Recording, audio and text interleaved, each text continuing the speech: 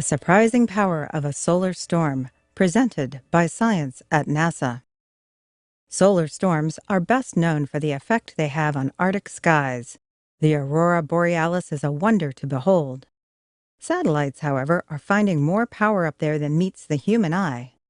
NASA-funded researchers say a flurry of solar storms from March 8th to 10th dumped enough energy in Earth's upper atmosphere to power every residence in New York City for 2 years.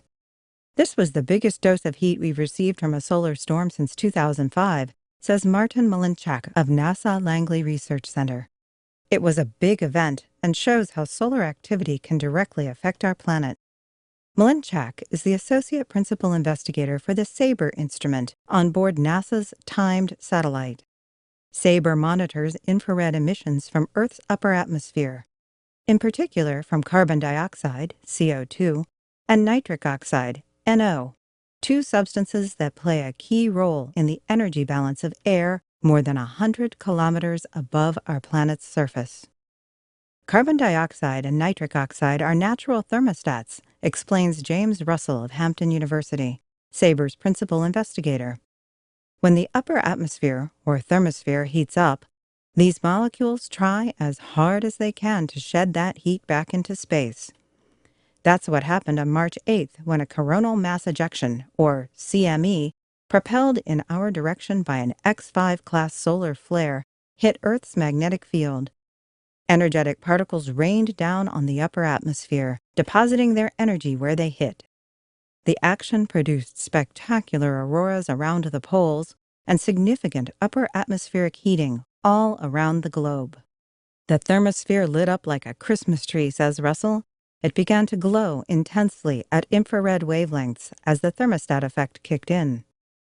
For the 3-day period, March 8th through 10th, the thermosphere absorbed 26 billion kilowatt-hours of energy.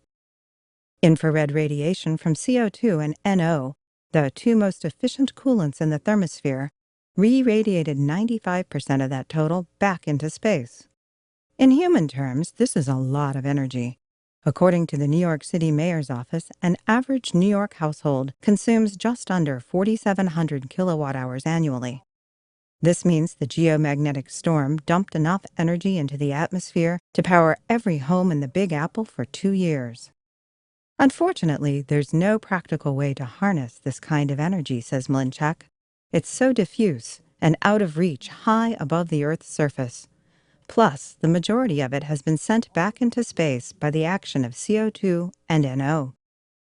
During the heating impulse, the thermosphere puffed up like a marshmallow held over a campfire, temporarily increasing the drag on low-orbiting satellites. This is both good and bad. On the one hand, extra drag helps clear space junk out of Earth orbit. On the other hand, it decreases the lifetime of useful satellites by bringing them closer to the day of re-entry. The storm is over now, but Russell and Malinchak expect more to come.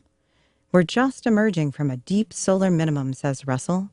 The solar cycle is gaining strength with a maximum expected in 2013. More sunspots flinging more CMEs toward Earth adds up to more opportunities for SABER to study the heating effect of solar storms.